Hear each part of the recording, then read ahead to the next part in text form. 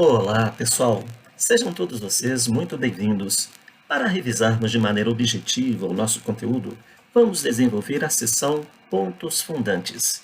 O tema da nossa sessão de hoje é o Egito Antigo, organização política. E então, vamos lá? A civilização egípcia desenvolveu-se ao longo de uma faixa de terra favorecida pelas cheias do rio Nilo, que anualmente deposita sobre as margens do território um humus que fertiliza o campo, favorecendo o desenvolvimento da atividade agrícola. O rio Nilo, por sua vez, estabelece as suas nascentes no rio Kagera, no atual Burundi. Do rio Kagera, a nascente do rio Nilo deságua no Lago Vitória. Do Lago Vitória, em uma extensão de praticamente 7.000 quilômetros, o rio Nilo atravessará diferentes países, como Uganda, Sudão do Sul, Sudão e Egito, até desembocar no mar Mediterrâneo através do seu respectivo delta. Do ponto de vista político, a organização da civilização egípcia testemunhou dois períodos. O primeiro deles foi definido como período pré-dinástico. Neste primeiro período, destaca-se a transferência das tribos nômades das regiões da Líbia e da Península Arábica para o Vale do Nilo. Ao longo do Vale do Nilo, essas tribos nômades se sedentarizaram e se organizaram socialmente em clãs. O que são clãs? Clãs são comunidades agrícolas interligadas por um grau de parentesco, onde se pratica o uso coletivo da terra e a produção é distribuída igualitariamente entre os membros do clã. Posteriormente, com o crescimento demográfico desses clãs, estes clãs resolveram se unir a outros clãs, dando origem aos nomos. Os nomos seriam unidades administrativas mais ampliadas, conduzidas, dirigidas, lideradas pelo nomarca. O nomarca é o chefe que possui a autoridade política, jurídica e militar de sua comunidade. Por sua vez, o progresso natural, o crescimento demográfico também destes nomos acabaria estimulando a união entre eles. E da união entre os diferentes nomos, a partir de 3.500 anos antes de Cristo, surgiriam na região do Vale do Nilo dois reinos. O reino do Alto Egito, estabelecido ao sul do território, comandado por um governante que utilizava a coroa branca, a terra do junco, como era conhecido o território do Reino do Alto Egito. Acima, ao norte, nós vamos ter o Baixo Egito, o Reino do Baixo Egito ou a terra do papiro, onde o comandante, o governante, utilizava a coroa vermelha. Em 3200, o governante do Alto Egito, Menes, militarmente conquistou o território do Baixo Egito, unificando, portanto, aquilo que seria definido como o Estado egípcio. A partir de Menes, portanto, inicia-se o período dinástico da história da civilização egípcia. Durante esse período, conhecido como período dinástico, destaca-se o governo dos faraós. Faraó, na verdade, é uma palavra de raiz hebraica, que se associa à imagem de casa elevada ou de grande palácio. Os governantes egípcios, portanto, eram intitulados com essa referência, uma associação ao poder de uma casa elevada, ao poder de um grande palácio, ao comandante que habita a casa elevada. O período dinástico, para ser melhor compreendido, pode ser dividido em três momentos: o Antigo Império, o Médio Império e o Novo Império. O Antigo Império foi o período marcado pela prosperidade econômica, pela estabilidade política, pela grandeza interna. Estes aspectos foram, em parte, favorecidos pelo isolamento natural em que se desenvolveu a civilização egípcia. O Egito, a civilização que ali se desenvolveu, foi protegido por dois desertos, o deserto da Líbia e o deserto da Arábia, que funcionavam, na verdade, como uma espécie de escudo natural contra povos que desejassem invadir o território egípcio. Então, nesse contexto, você tem uma civilização marcada pelo progresso econômico, pela estabilidade política, protegida por dois escudos naturais.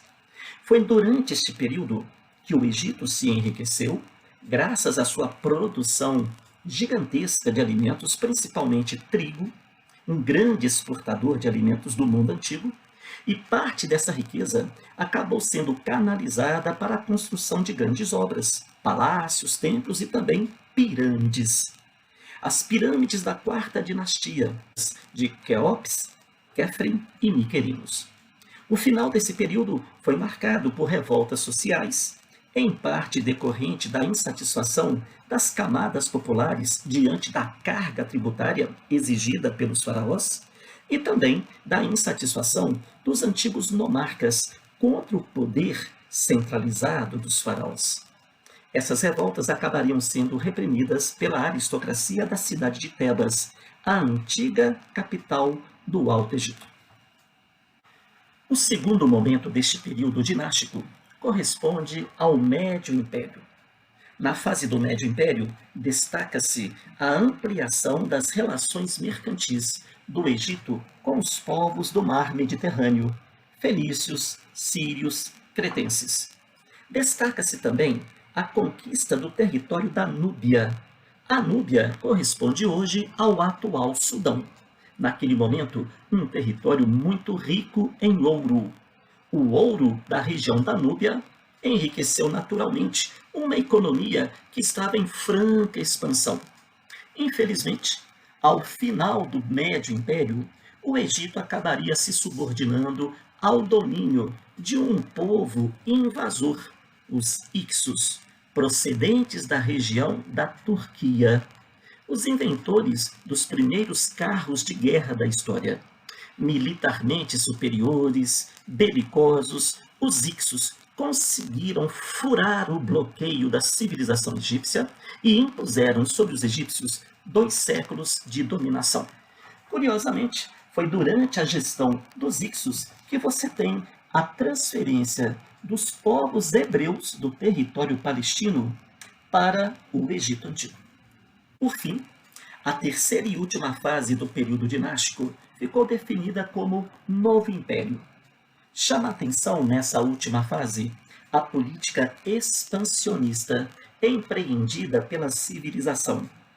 O expansionismo militar e territorial praticado pelos egípcios nessa última fase deita suas raízes na experiência militar adquirida pelos egípcios no processo de expulsão dos Hicsos.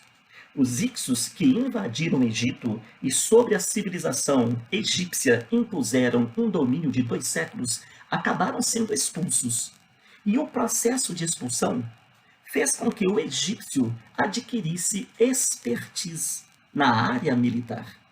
A expertise utilizada, adquirida para a expulsão dos Hicsos, acabaria sendo canalizada para um projeto maior. A proposta da civilização egípcia nessa última fase é a de definir estratégias militaristas que favoreçam a ampliação dos seus respectivos domínios. Você tem então nesse momento um Egito que já era potência econômica, transformando-se também em uma potência militar. Chama a atenção, nessa fase militarista do Estado egípcio, a reforma religiosa de Amenófis IV. Amenófis IV se sentia deverasmente incomodado com a influência exercida pelos sacerdotes. São muitos os deuses que fazem parte do panteão egípcio. Para cada deus egípcio é necessário um templo de adoração. Para cada templo são necessários sacerdotes para administrar esses templos. Os sacerdotes têm um contato direto com as camadas populares, exercem muita influência política, religiosa e social sobre essas camadas. E isso incomoda o faraó Amenófis IV.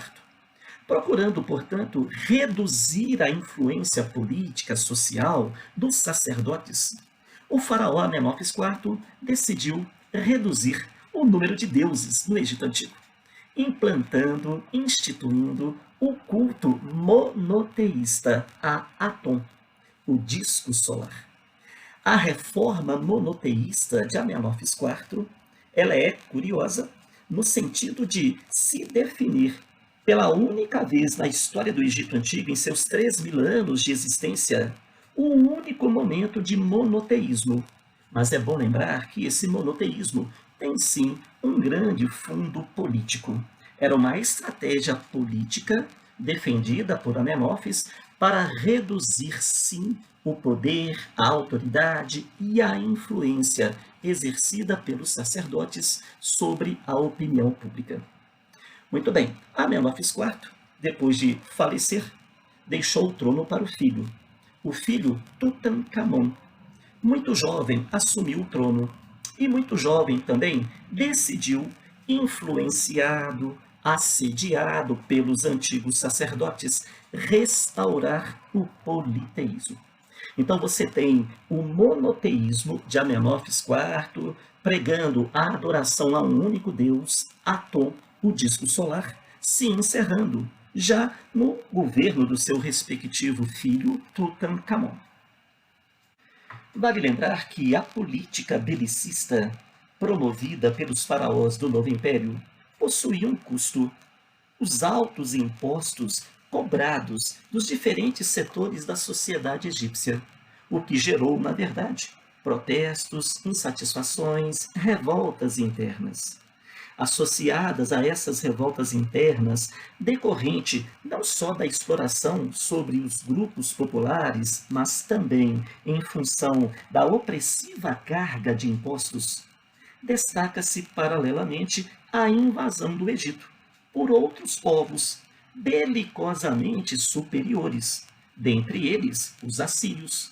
Atribui-se aos assírios da região mesopotâmica a organização do primeiro exército regular da história, constituído por lanceiros, arqueiros, infantaria, cavalaria. O Egito, portanto, acabaria sendo vítima de novas invasões de povos militarmente mais organizados, superiores. E isso acabou contribuindo, portanto, para o declínio final da civilização. A civilização egípcia acabaria sendo invadida não só pelos assírios, mas também pelos persas, pelos macedônicos e, por fim, seria transformado o Egito em uma província do Império Romano.